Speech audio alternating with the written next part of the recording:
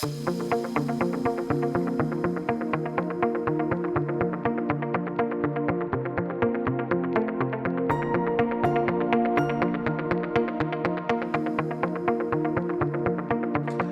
and welcome to our final session in our Personal Foundation series, where we're looking at the inner soil or culture of our lives. I hope it's been a fruitful time of revamping your inner life. As we get to the end of the year, we're actually in what I think is one of the most fun recharging sessions. It is a look at restoration or rest.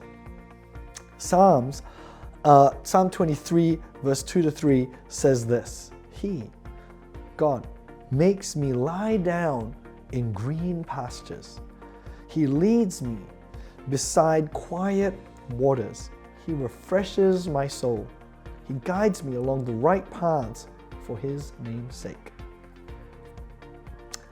You know, one of the things about being human is that we have limitations. We're not God. And so we can't just keep going and going and going with no rest. We can't keep doing things without eating food. We get tired, we get hungry, we hit our limits. So we can't talk about developing a healthy inner world without talking about how we live within the limits and rhythms that God has created for us as human beings. Rest is actually part of God's plan for us. But sometimes we confuse rest with other things. And so we think we're resting, but actually we're not. And so I want to have a bit of a discussion between rest and leisure. And I want to differentiate between rest, which is Sabbath, which involves stopping, and doing fun things like leisure, where we are, watching more TV, playing more games, consuming more social media, or whatever it is. Because rest and leisure they can overlap a bit, but they're not exactly the same thing. We are never, as a society, we've never been more busy and tired as we are now. Yet we're also the most leisure-oriented society in the history of mankind. So we probably have the most amount of time for leisure now than we've ever had. Playing games throughout the day, you can just stop in 2 minutes, you can play a quick game. You can browse for shopping for fun, even during your work time, you can browse shops. Right? You can watch shows and clips. TikTok has these micro seconds of just watching videos. So we've got the most leisure that we've ever had, or most access to it.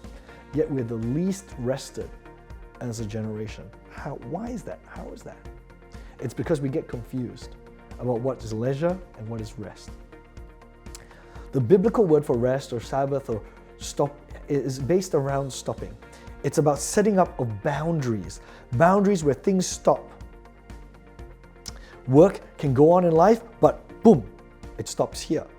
My fun and games, they can go on, but boom, it hits a boundary. I'm only going to play for 1 hour. It's going to go this far, and then it's going to stop. Boundaries need to be set up in our life so that restoration can occur. In our rest, we need to be conscious first of the things that we need to stop and exclude in our Sabbath. For example, sleep. So much happens when we sleep. Our body recharges, our mind gets time to rest and sort out things through the day. And if we allow proper boundaries and margins for us to sleep properly, we actually, I know it sounds like a big surprise, we are well rested. What do Jews do on the Sabbath? I like Google's top response when I Googled Jews and Sabbath. It described as this: the Sabbath for the Jews is a time for family and community. During this time, services at the synagogue are well attended, and no work is to be done on Shabbat. So we see in this, and it's a summary of actually things in the Old Testament, that there are several emphases during our time of rest. One is relational restoration. So when you rest, we are relational people. When we rest, we should actually take time to properly engage with others, with family, with community. It's not just the time for sitting and watching a movie or playing a game by yourself. In fact, you're going to like this. It can involve eating with others, not instant noodles in front of your computer. Another aspect of this rest is time in God's house. It's an essential part of the Shabbat, actually. This was always part of the Sabbath. Even Jesus did that. So we are prioritizing our time with church gathering. We're prioritizing our time with others in community with God as our way of spiritual resting.